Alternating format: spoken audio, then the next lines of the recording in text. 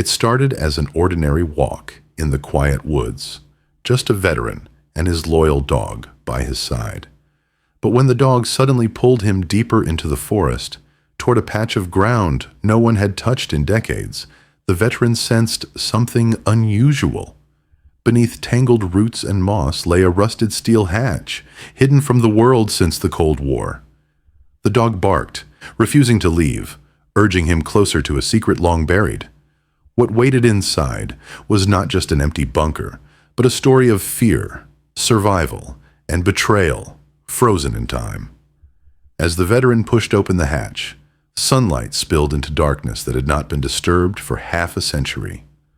What they discovered next would change everything he thought he knew about his country, his past, and himself. John Miller was a man who carried the weight of wars, both visible and invisible. He was in his early 50s, but the years of service had carved deep lines across his face, leaving behind a weathered look that spoke of sacrifice and survival. His hair, long and slightly wavy, reached just past his shoulders, streaked with silver more than black, giving him a rugged presence that fit the solitude of his life. A faint scar ran from the left side of his cheek down toward his neck, a remnant of a nightmarish day in combat that had nearly claimed him. His shoulders were broad, his arms still strong and disciplined, a body molded by decades of soldierly rigor, yet his eyes revealed another story. Gray-blue, steady, yet burdened, carrying the weariness of a man who had seen far too much and lived through things that could not be forgotten. After leaving the military over a decade ago, John had settled in a small wooden cabin on the edge of a quiet town, tucked beside a vast forest. The town itself was picturesque in its own modest way.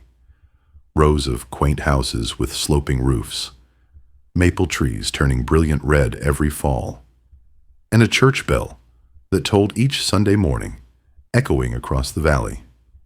For many, it was a place of peace, of community, but for John, it was a place to disappear, to withdraw from the memories that haunted him.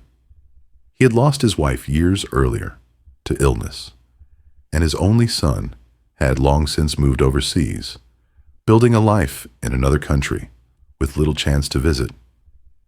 Isolation might have consumed him completely, if not for Duke. Duke was a German shepherd, 7 years old, strong and intelligent, with a coat of black and tan fur that gleamed in the daylight. His ears stood tall and alert, his amber eyes sharp and expressive, often mirroring the emotions of his master. Duke was not just a pet, he was family, confidant, and protector. For John, Duke filled the silence of the cabin, gave him purpose on long mornings and lonely nights, and in more ways than one, saved him from himself. Each day, Duke reminded John that there was still loyalty, still trust, still unconditional companionship in a world that had otherwise felt empty. John lived by routine, and each morning began in much the same way. He would rise early, brew a cup of strong black coffee, and stand by the cabin's wooden window as the first light of dawn spilled across the treetops. Then he would pull on his worn khaki jacket, lace up his sturdy boots, and call Duke to his side. Together, they would take their daily walk into the forest behind the cabin. It was John's quiet ritual, a moment where he could breathe, feel the earth beneath his feet, and pretend, if only for a while, that the world was nothing more than sunlight streaming through branches and the sound of leaves crunching underfoot.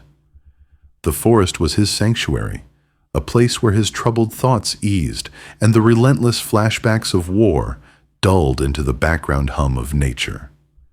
That morning began like all the others. The sky was a brilliant, flawless blue, the air cool and crisp, and the valley still veiled in a thin mist that glowed golden as the sun rose higher. Duke bounded toward the door the moment John reached for the leash, tail wagging furiously, his energy a stark contrast to his master's measured calm. They set off down the dirt trail, the forest welcoming them with its canopy of towering oaks and maples. John inhaled deeply, taking in the scent of damp earth, fallen leaves, and sap. This was his escape, his peace, his only real therapy. But within minutes of entering the woods, John noticed something unusual. Duke, normally playful and curious, chasing after squirrels or sniffing along the edges of the path, suddenly froze. His ears pricked forward, his body stiffened, and he let out a low growl that rumbled deep in his chest. Then, without waiting, he pulled hard against the leash, urging John toward an unfamiliar direction deeper into the forest.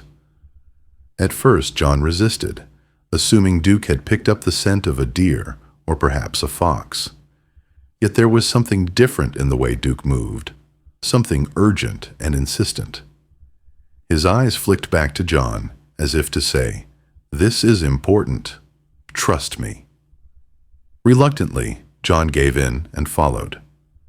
They left the beaten trail and pushed through thicker undergrowth where roots curled across the ground like ancient veins, and shafts of light filtered through the branches above. They crossed a narrow stream, the water glinting as sunlight pierced the mist and pressed further into the woods than John usually ventured. A strange quiet fell around them. The birds had gone silent. The wind no longer rustled the leaves. The only sounds were John's steady footsteps and the soft panting of Duke ahead of him. Years of military service had honed John's instincts, and every nerve in his body began to tingle. The stillness wasn't natural. It felt like the hush before something significant, something hidden, revealed itself. Duke finally stopped at a dense thicket where vines and bushes grew wild, obscuring the ground beneath. He barked sharply, then began to dig furiously at the earth, sending dirt, leaves, and bits of moss flying. John stepped closer, crouching down to see what had caught his dog's attention. His breath caught in his throat as the tip of something metallic emerged beneath the roots. He brushed aside the soil and debris, revealing more and more of it until the outline became unmistakable. A large, rusted steel hatch embedded in the earth. It was massive, at least the size of a door, with thick hinges and a corroded locking mechanism that looked like it hadn't been touched in decades. Moss and lichen clung to its surface, and the smell of iron and damp earth filled the air. John reached out with a gloved hand, pressing against the cold, rough metal, and a chill ran down his spine. This was no ordinary piece of scrap. His mind instantly recognized the design, the kind of reinforced hatch built to withstand pressure and time. He had seen similar ones before, in the deserts overseas, in hidden facilities meant to protect against attack. This was a bunker entrance. For a long moment, John just knelt there in silence, staring at the discovery. Memories surged unbidden. Dark hallways, concrete walls, the hum of fluorescent lights in underground bases, and the weight of secrets buried away from the eyes of the world. He hadn't expected to find anything like this in the quiet woods behind his home. Duke paced beside him, barking once more, tail rigid, his instincts clearly urging John to open it. John's heart pounded in his chest. Part of him wanted to walk away, to cover the hatch again, and leave whatever lay beneath undisturbed. He had spent years trying to distance himself from the military, from the shadows of war, from the endless cycle of hidden truths and moral compromises. Yet another part of him, the soldier in him, burned with curiosity. What was this doing here, forgotten in the forest? Who had built it? And more importantly, why was it hidden? He sat back on his heels, running a hand through his hair, conflicted. "What do you think, Duke?" he murmured, his voice low, carrying both wonder and unease. Duke responded with a sharp bark and a determined stare at the hatch, as if answering him with certainty. John let out a slow breath, the decision forming before he even realized it. "All right, old friend," he said finally, resting a hand on Duke's strong shoulder. "I guess we're going to find out what's been buried here." John returned to the cabin with his mind racing. The image of the rusted steel hatch burned into his thoughts. He couldn't shake it, couldn't pretend he hadn't seen it. The soldier in him demanded answers, demanded to know what kind of secret lay buried in the quiet woods behind his home. For years he had tried to live a life free of the shadows of war, but it seemed that fate, or perhaps chance, had led him back into their grasp. Duke followed him closely, tail wagging, but ears pricked forward, sensing his master's unease, yet also eager, almost excited, as though he knew they had stumbled upon something important. Inside the cabin, John moved with precision born from habit.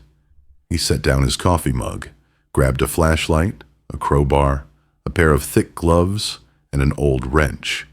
He pulled on a heavier jacket, laced his boots tighter, and checked the batteries in his lantern. Every movement was deliberate, efficient, the echo of training that never left him. Duke sat at the door, watching, tail thumping against the wooden floor, ready to follow wherever John went. With tools gathered and his resolve hardened, John headed back toward the woods. The forest seemed quieter that second time, as if holding its breath, as though it knew the secret John was about to uncover. The sun had risen higher, casting stronger beams through the branches, illuminating motes of dust and pollen that drifted lazily in the air. John's boots crunched over fallen leaves, and Duke trotted ahead, his nose low to the ground, occasionally glancing back to make sure John was keeping up. They reached the thicket where the hatch lay hidden, and John crouched again, brushing aside the dirt and leaves Duke had scattered earlier. The metal surface glistened faintly under the daylight, the moss still clinging stubbornly to its edges. John studied the locking mechanism. It was old but sturdy, the kind of engineering designed to outlast decades. The padlock itself was corroded, eaten through in places by rust, but its thick frame suggested it wouldn't give way easily. John set the lantern down, wedged the crowbar against the lock, and leaned his weight into it. Metal groaned in protest, flakes of rust breaking loose and staining his gloves. Duke barked once, his tail twitching, as if urging John to push harder. With a grunt, John applied more pressure, muscles straining, until the lock finally snapped with a sharp crack that echoed through the clearing. The sound startled even him, reverberating unnaturally in the still forest. Slowly, he pulled the hatch upward. The hinges screamed, a tortured metallic squeal that sent a shiver crawling up John's spine. The smell hit him first, a musty iron tang, mixed with the stale scent of long-trapped air. A cold draft wafted from the opening, carrying with it the unmistakable scent of rust and damp concrete. John peered inside. A narrow steel staircase descended into darkness, the steps coated in grime and dust, the railings streaked with corrosion. It was like peering into the past, into a place sealed away and untouched for decades. John flicked on his flashlight, the beam slicing through the gloom. The narrow shaft of light revealed walls lined with steel plating, riveted and reinforced, disappearing into the shadows below. His pulse quickened.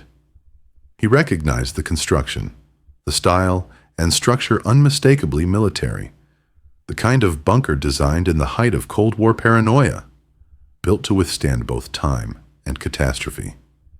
He had seen similar structures during his deployments overseas, though never one buried quietly in the woods of rural America. He glanced at Duke, who stood at the edge of the opening, ears perked, tail stiff, but not afraid. The dog whined softly, eager to follow. "You really want to see what's down there, don't you?" John muttered, his voice hushed, as though afraid of breaking the fragile silence. Duke wagged his tail once, decisively, then stepped closer to the opening. John shook his head. "All right, then. but stay close." He descended slowly, the flashlight guiding his steps, the crowbar still in his hand, like a makeshift weapon. Each step groaned beneath his weight, flakes of rust crumbling and drifting down into the abyss. The air grew colder as they descended, the sunlight above shrinking into a thin rectangle of brightness. Duke followed cautiously, his paws clinking lightly against the metal stairs, his presence steadying John as they moved deeper into the unknown. At the bottom, John stepped onto a concrete floor, layered with dust so thick it muffled his boots. He swept the flashlight around, revealing a corridor that stretched forward, narrow and low-ceilinged, its walls covered in peeling paint and faded stenciled numbers. Pipes ran along the ceiling, dripping occasionally, leaving dark streaks on the concrete. It was eerily silent, save for the sound of Duke's breathing and the faint drip of water echoing through the hallway. John walked forward cautiously, each step deliberate, his senses heightened. The bunker smelled of iron, mildew, and time, like history itself had been locked away here, fermenting in the dark. His flashlight beam landed on a doorway to the left, the heavy steel door ajar. Pushing it open, John entered a room that took him back decades. Inside were metal shelves lined with dusty rations, their packaging yellowed and brittle.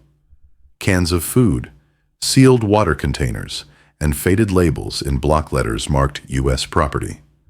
A cracked wooden crate lay toppled on the floor, its contents spilled, old medical kits, bandages, morphine vials, all expired long ago.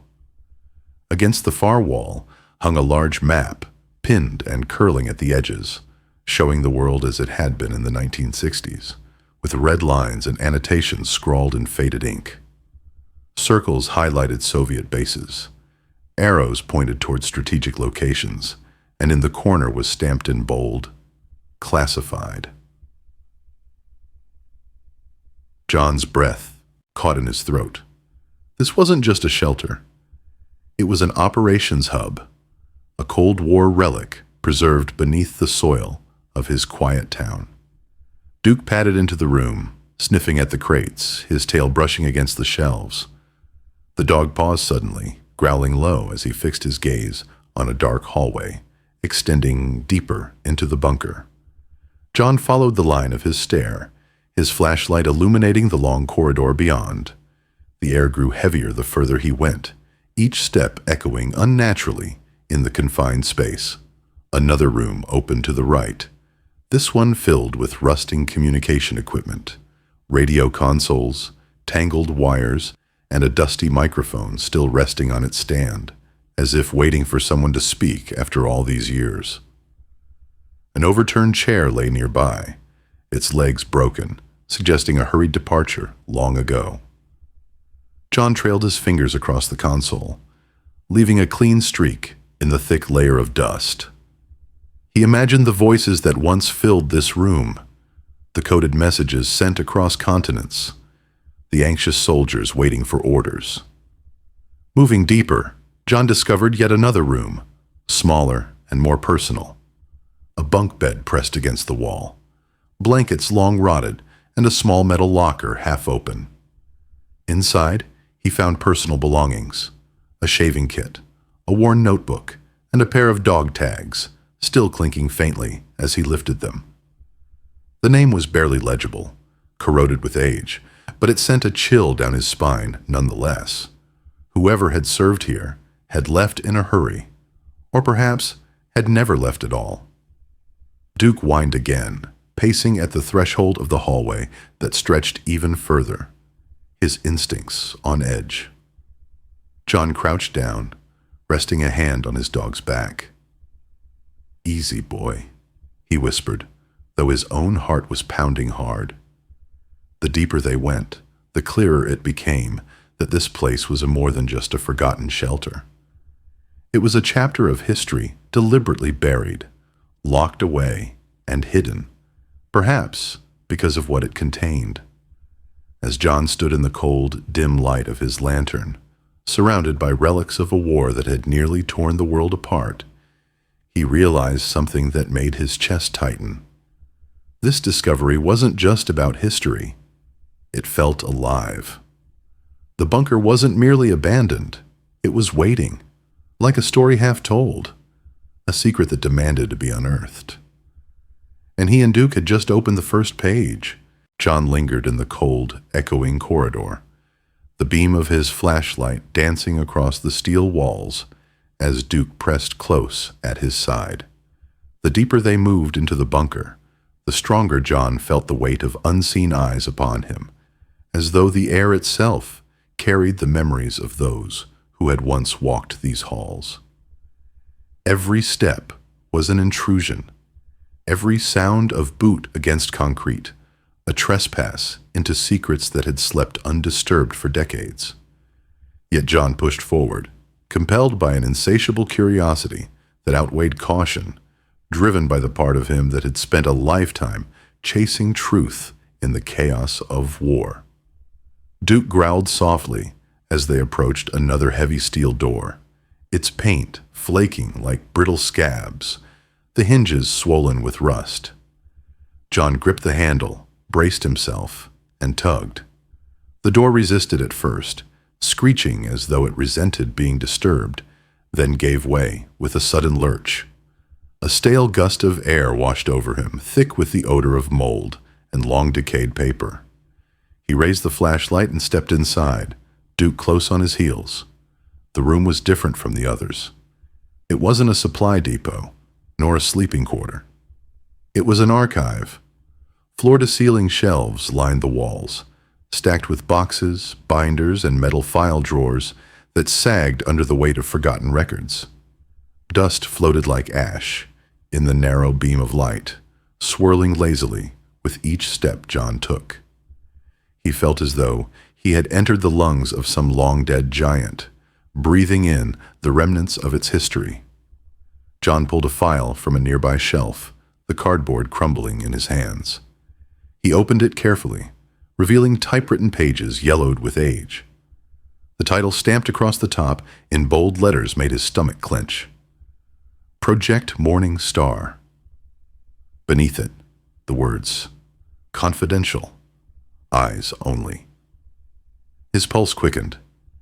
He had seen enough restricted files in his military career to recognize the gravity of what he held.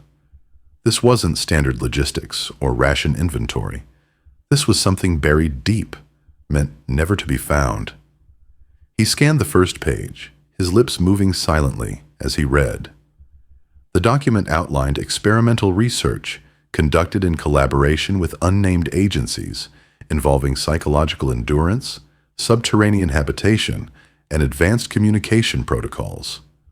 But sprinkled among the dry technical language were phrases that made John's brow furrow.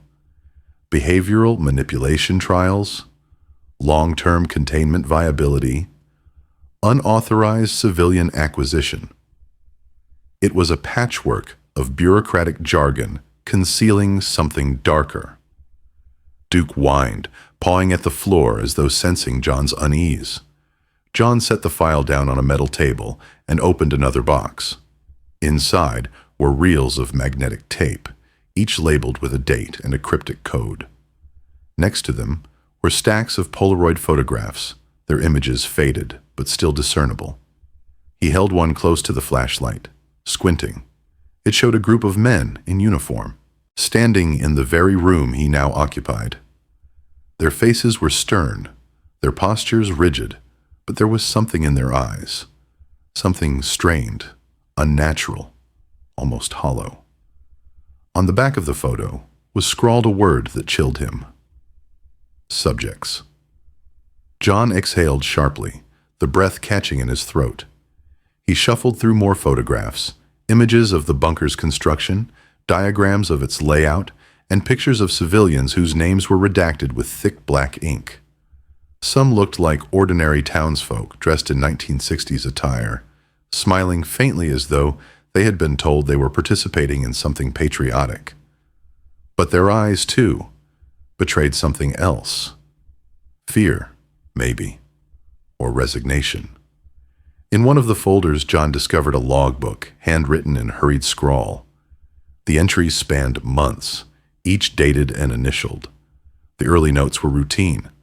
Supplies inventoried, communications equipment tested, shift rotations assigned. But as he flipped further, the tone shifted. Subjects restless, one entry read. Another. Signs of psychological breakdown evident. The words grew darker the deeper he went. Containment compromised. Higher authority insists continuation. This is no longer sustainable. The final entry, dated abruptly with no follow-up, sent a shiver down his spine. We cannot open the door. We are being watched from within. John set the logbook down slowly, his hand trembling despite years of conditioning that had taught him not to flinch. The air in the room seemed to grow heavier, pressing against his chest. He turned toward Duke, who was staring intently at the far corner of the room, hackles raised, teeth bared in a low snarl. John swung the flashlight in that direction, but the beam revealed only stacks of old crates and a filing cabinet leaning precariously against the wall. Still, the unease gnawed at him. He forced himself to continue searching. At the back of the archive, tucked behind rows of binders, John found a locked drawer. He pried it open with the crowbar, the metal shrieking in protest, until the lock snapped. Inside was a folder far thinner than the others, yet somehow more ominous. It was stamped not just with classified, but with a red warning label, "Do not duplicate. Return to command immediately." Inside the folder was a series of memos exchanged between military officials and unnamed contractors. The memos hinted at experiments involving neurological induction, controlled hallucinations, and sociological containment trials. The language was clinical, detached, but John recognized the implications. They had used people, ordinary civilians, as test subjects in experiments designed to manipulate the human mind. The bunker had not just been a shelter. It had been a laboratory. One memo in particular caught his attention. It referenced the town itself, the very community where John now lived. Initial recruitment successful. Local, population unaware of true purpose. Further acquisition authorized. John froze, reading the line again. His neighbors. The people who had lived their lives above this bunker, unaware of the secrets below, had once been part of this experiment. Some might have even vanished without explanation, swallowed by the project and erased from memory. A sudden metallic clang echoed down the corridor, sharp and unexpected, making John jerk his head toward the door. Duke barked fiercely, his body tense, muscles coiled like springs. John tightened his grip on the crowbar, adrenaline surging through him. The sound reverberated for several seconds, then faded into silence. He listened intently, every sense alert, but heard nothing further, only the faint drip of water and the pounding of his own heartbeat. He exhaled slowly, forcing himself to calm. Perhaps it had been a loose pipe, settling after years of neglect, or perhaps not. Either way, the timing was unsettling, as though the bunker itself objected to his discovery. John gathered several of the documents, tucking them into his jacket, determined not to leave them behind. The truth he had uncovered was too important, too dangerous to remain hidden. As he prepared to leave the archive, Duke suddenly bolted forward, barking at the far wall. John swung the flashlight again and noticed something he had missed before. A faint outline of a door, almost perfectly concealed in the concrete. The edges were subtle, the seams nearly invisible beneath layers of dust and paint. He stepped closer, heart pounding. The door had no handle, only a recessed slot that looked like it once held a key card or specialized tool. He pressed his hand against it, cold, solid, implacable. Yet the existence of the hidden entrance confirmed what the documents had hinted. There were deeper levels to the bunker, sections deliberately sealed away. sections where the most guarded experiments had likely taken place. John pulled back, breathing hard. He knew what this meant. The files he had uncovered were only the beginning, fragments of a larger truth, buried even further below. The real secrets, the ones worth hiding at all costs, were still waiting behind that hidden door. Duke barked again, his eyes fixed on the concealed passage, his body trembling with a strange mixture of fear and urgency. John crouched beside him, gripping the dog's collar. "We're not ready yet, boy," he whispered, "but we'll come back. I promise." With one last look at the archive, at the rows of forgotten files, and the concealed door that beckoned ominously, John turned back toward the corridor. His mind was a storm of questions, his chest tight with the gravity of what he had discovered. He had come searching for answers, but all he had found were darker mysteries, deeper shadows. As he and Duke ascended the steel staircase back toward the surface, the hatch above now framed by the pale daylight, John knew one thing with certainty. The past was not finished with him. The secrets buried in that bunker were alive, pulsing like a dormant heart, and he had just awakened them. When John emerged from the hatch, the sunlight felt harsher than he remembered, slicing across his eyes like a blade. He stood for a long moment, blinking against the sudden brightness, breathing in the fresh air as though it might cleanse the bunker's stench from his lungs.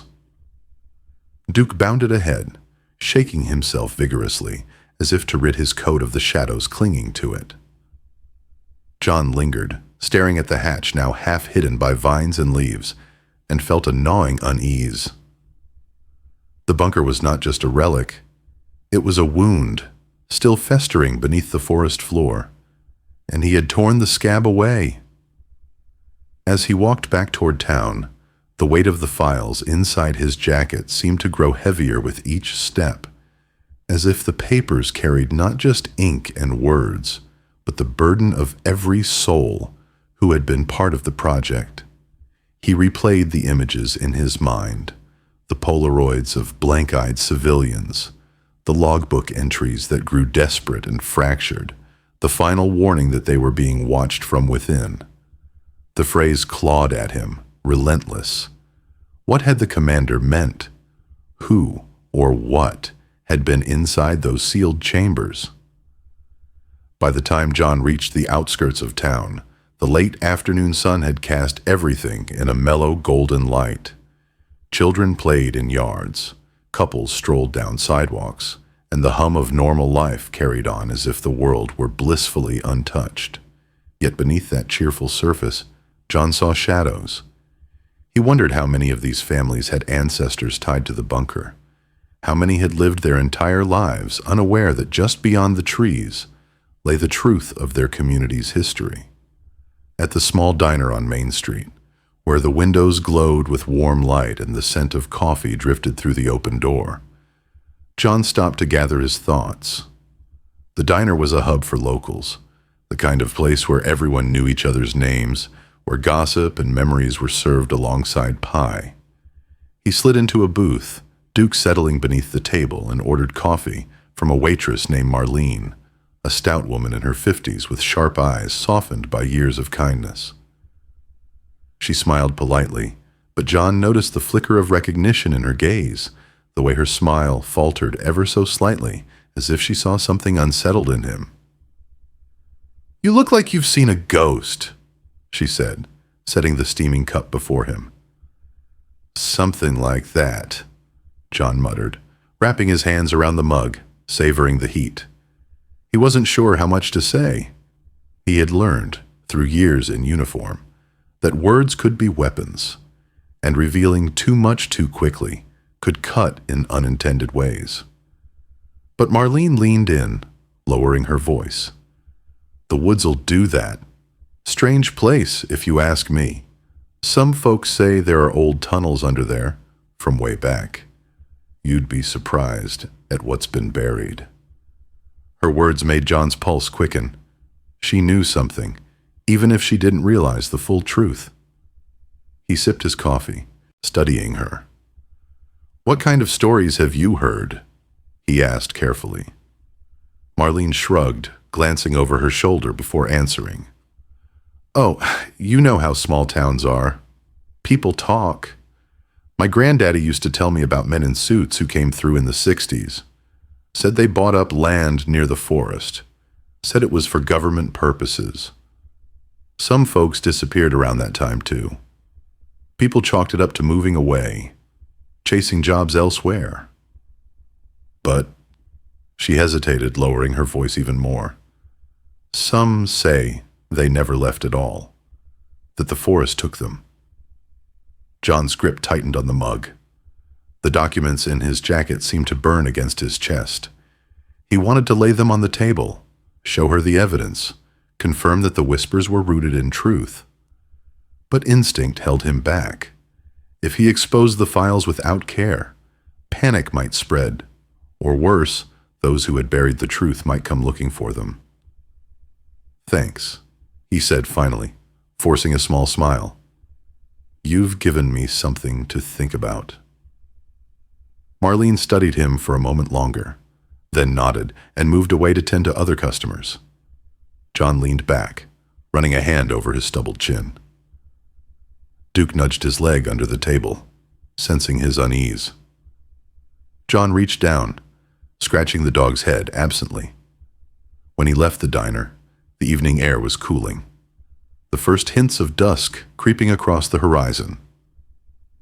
He walked slowly down Main Street, observing the people he had lived among for years, but was now seeing with new eyes. The elderly man sweeping his porch might once have worked at the bunker. The woman locking up the hardware store could have had a relative taken as a subject.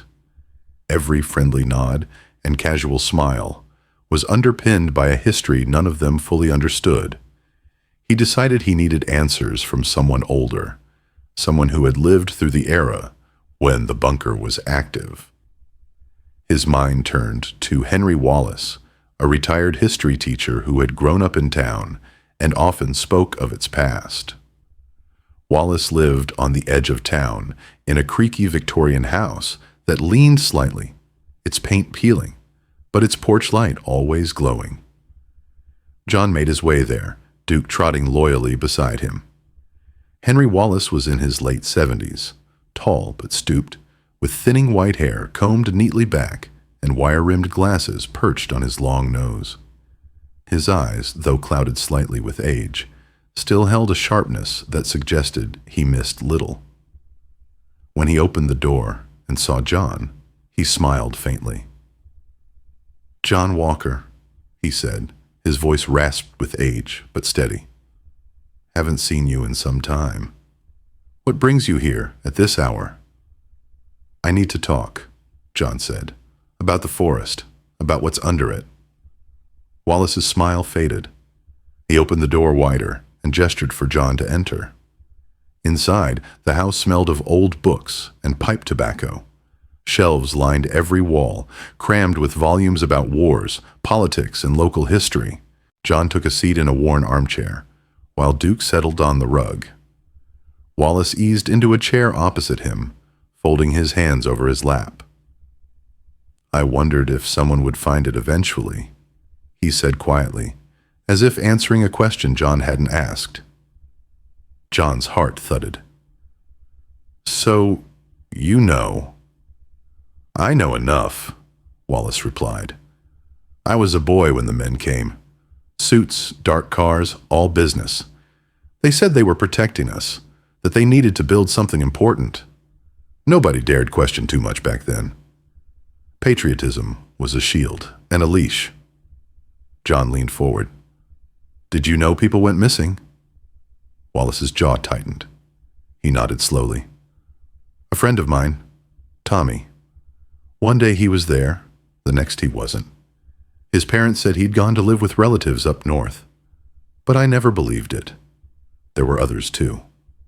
Folks whispered, but no one wanted to believe the government would do such a thing. To believe it meant facing a truth too ugly to bear." John pulled the folder from his jacket and set it on the coffee table between them. Wallace's eyes widened at the sight of the faded stamps, the red warnings. With trembling hands, the old man opened it and began to read. Silence filled the room, broken only by the rustle of pages and the ticking of a grandfather clock.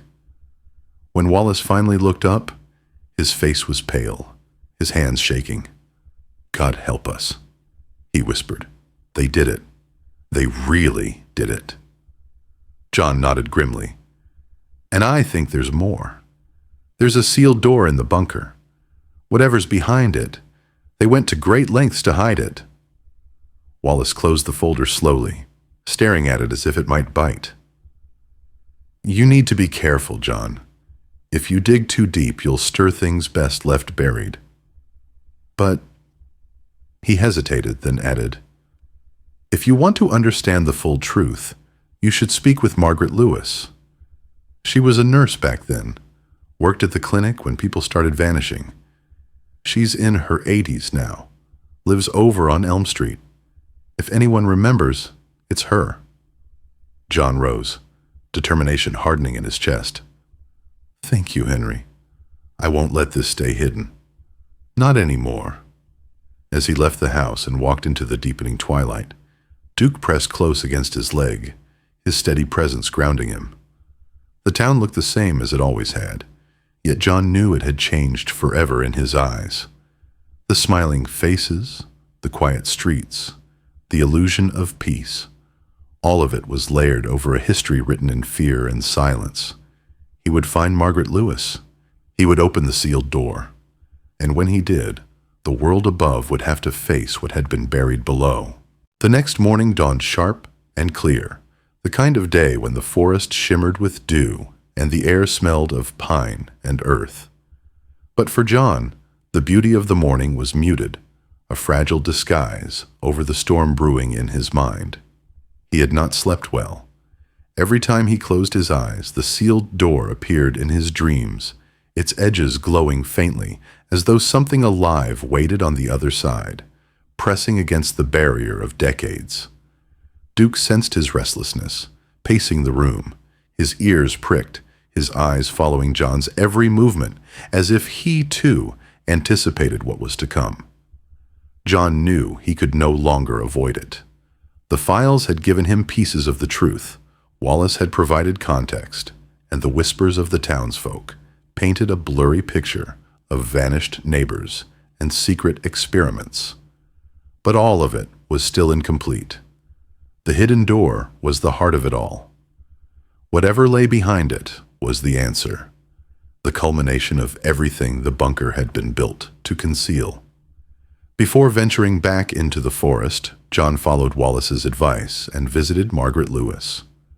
Her home was a small, neatly kept bungalow, shaded by a towering oak tree.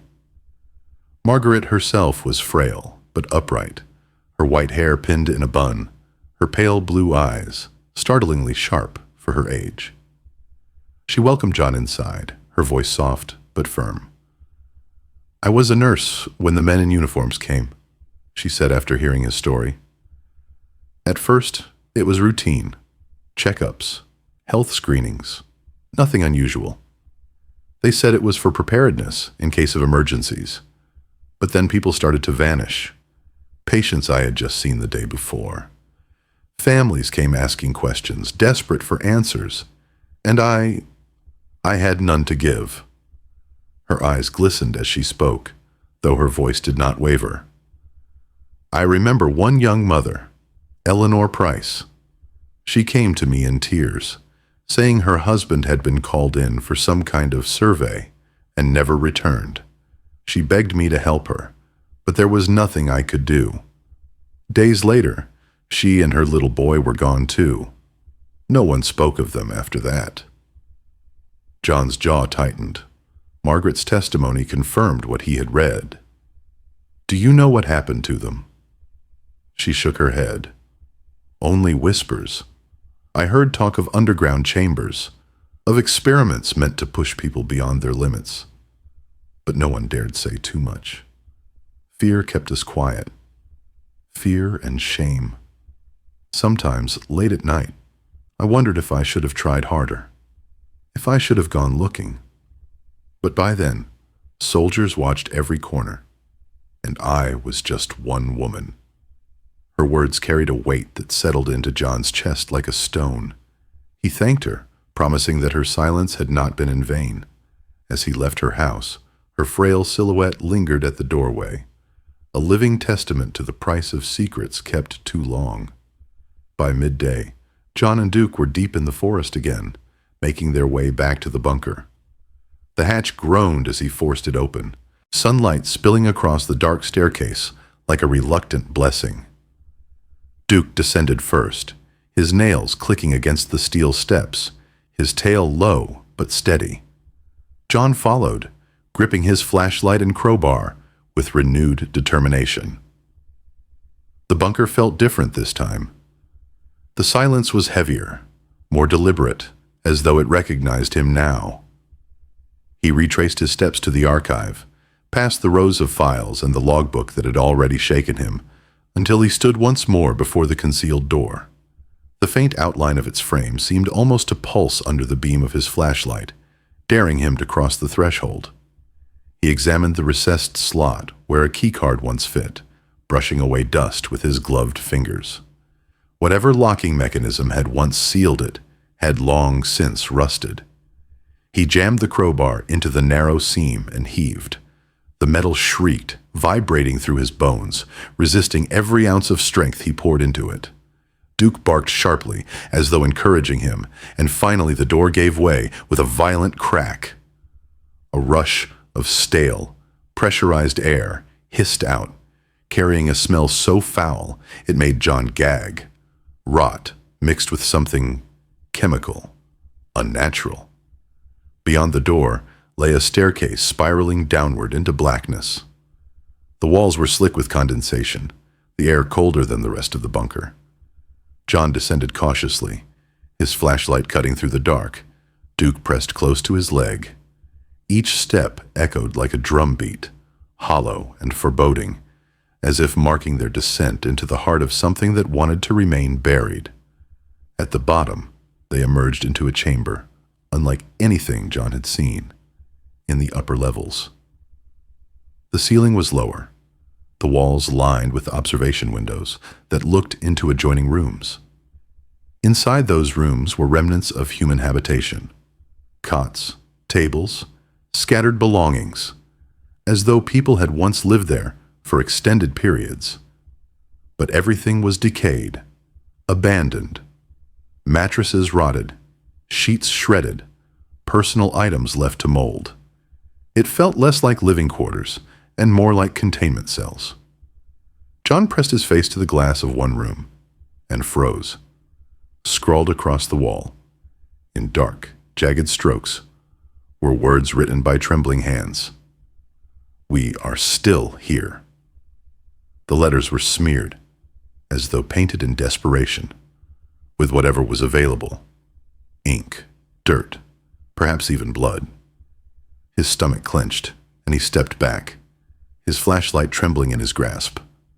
The adjoining room revealed something worse: metal restraints bolted to beds, electrodes still dangling from wires, clipboards with faded notes hung on hooks, their words barely legible. Subject resistant, subject deteriorating. Proceed with escalation. John's throat tightened as he imagined the lives torn apart within these walls, the cries that must have echoed here, unheard by the world above. In the central chamber, a large console of equipment sat dormant, banks of machines with knobs and dials corroded by time. On a nearby desk lay a reel-to-reel tape recorder, its reels empty but intact. Next to it, a stack of tapes carefully labeled in military shorthand. John picked one up, holding it to the light. The date read 1964. His hands shook as he slid the tape into the machine and cranked the power switch. Miraculously, the machine sputtered to life, emitting a crackle of static before a distorted voice filled the room. "Test sequence initiated," the voice said flatly. "Subject displaying heightened resistance. Dosage increased. Observation continues." Another voice chimed in, this one higher, more anxious. "Sir, the subject hasn't eaten in 3 days. If we continue—" "Continue as ordered," the first voice cut in, cold and unyielding. The tape hissed, then fell silent. John stood rooted to the spot, bile rising in his throat. He forced himself to play another tape.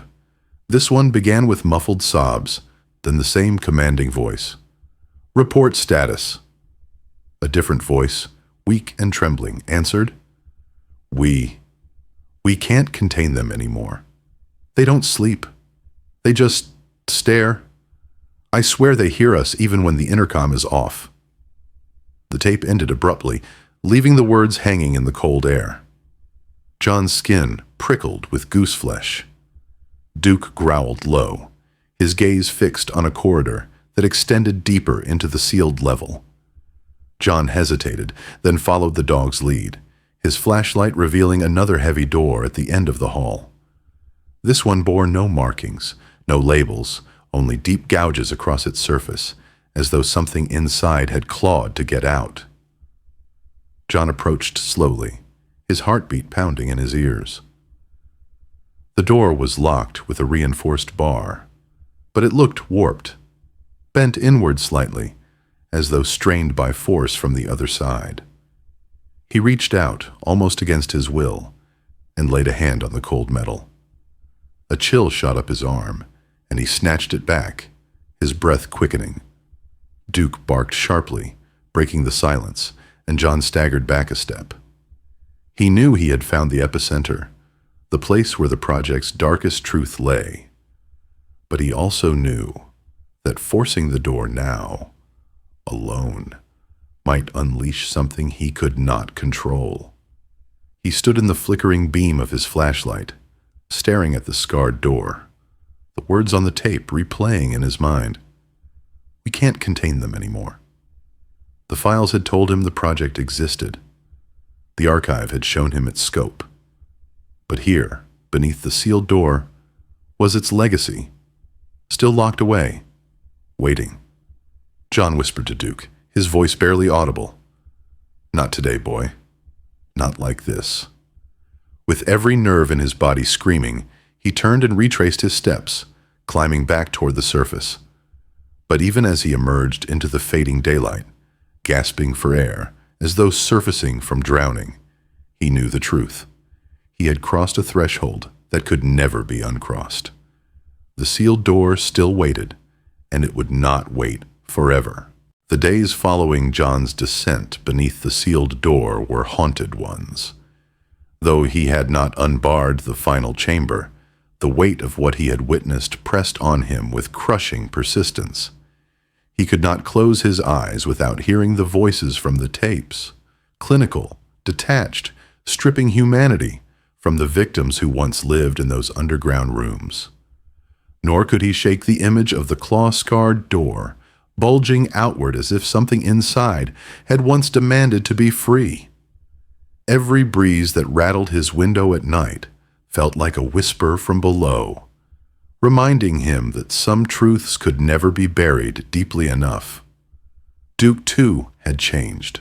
The loyal dog, once relaxed in John's presence, was alert at all hours, pacing near doors and windows as though guarding against something unseen. At night, he would sit by the front door, ears pricked, a low rumble in his chest that spoke of vigilance rather than rest.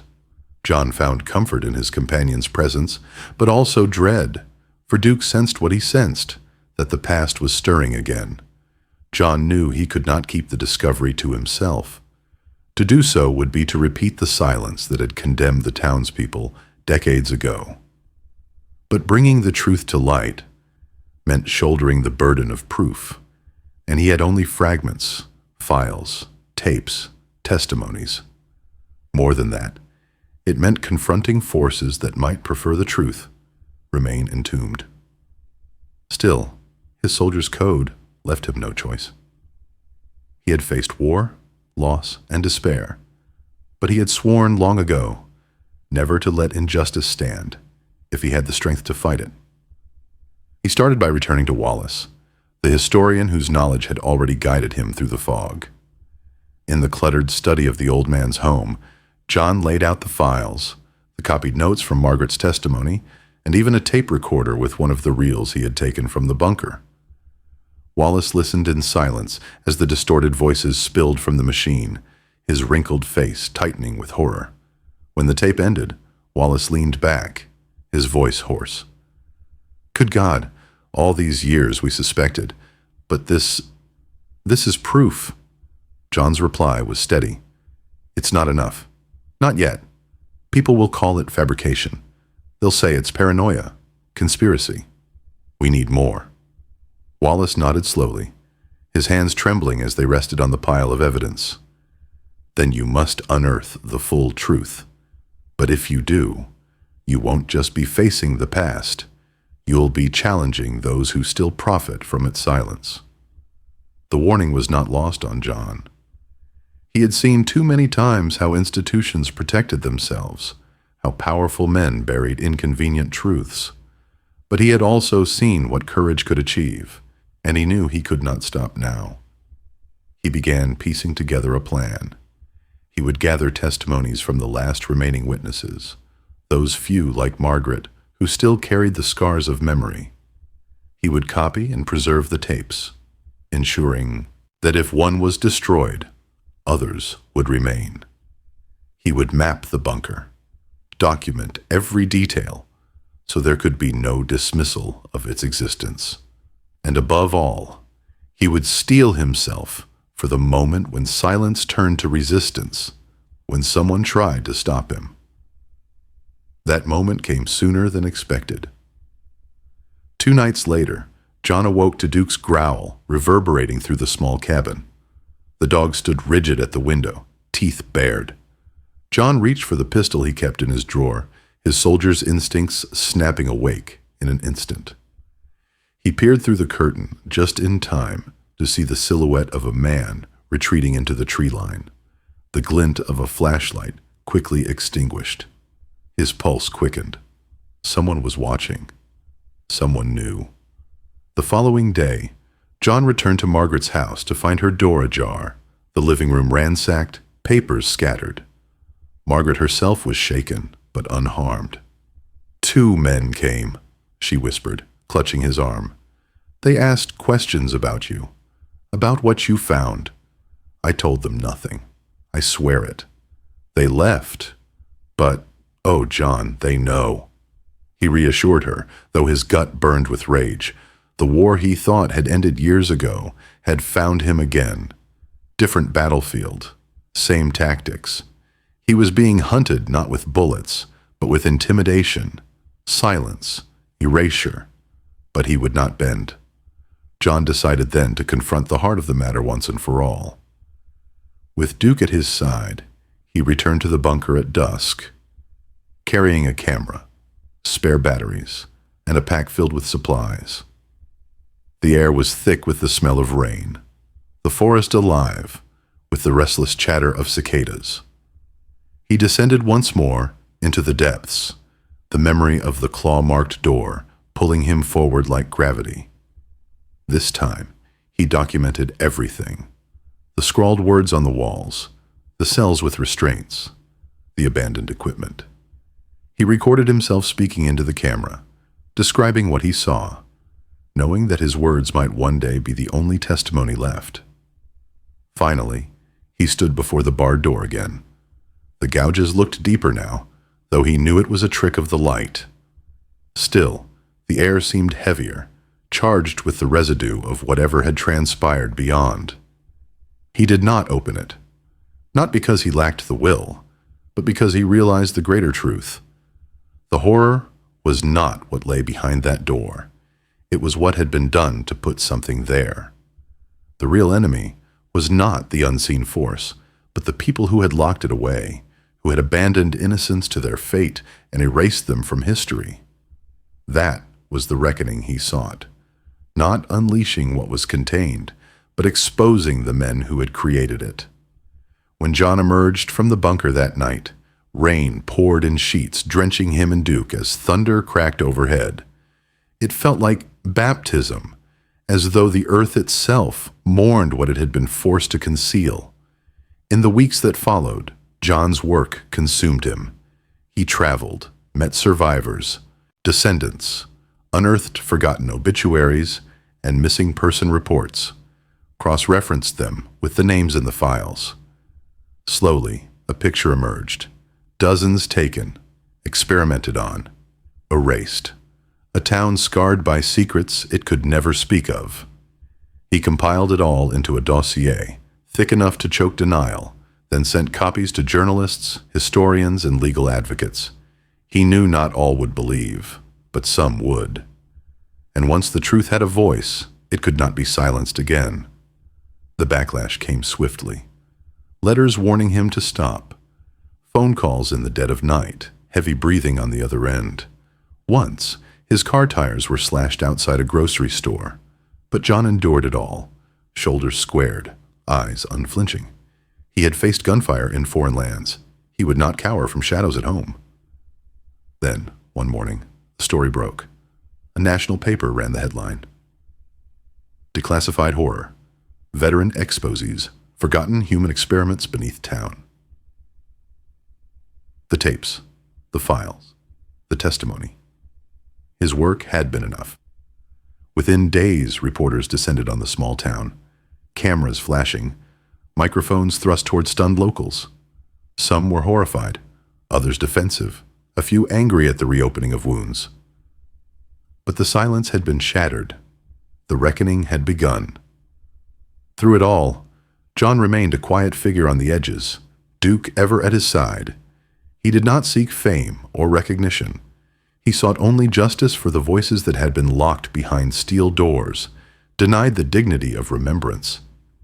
And though investigations would take years, though arguments and denials would rage, the truth was free at last, and it was no longer his burden alone.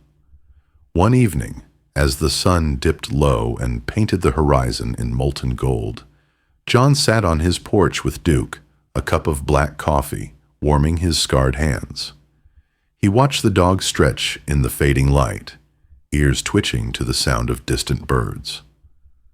For the first time in weeks, John felt the air ease in his lungs. He had done what he could. The rest would belong to history. He thought of Margaret, of Wallace, of all those who had carried silent guilt for decades. He thought of the nameless souls whose scratches marked the walls below.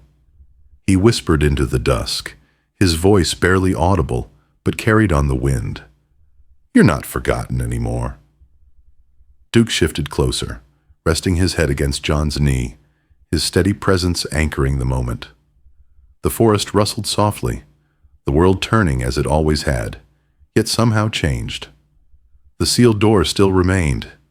Yes, but no longer as a tomb of secrets. Now it was a monument to truth, to survival, to the courage it took to face what others had buried. And in that quiet, John understood the final lesson of his journey. The reckoning was not about vengeance or fear. It was about memory. To remember was to resist. To resist was to honor. And so he sat, soldier and dog, guardians of a story finally set free, watching the night descend with unshaken resolve, knowing that though the battle was over, the echoes of its victory would endure for generations.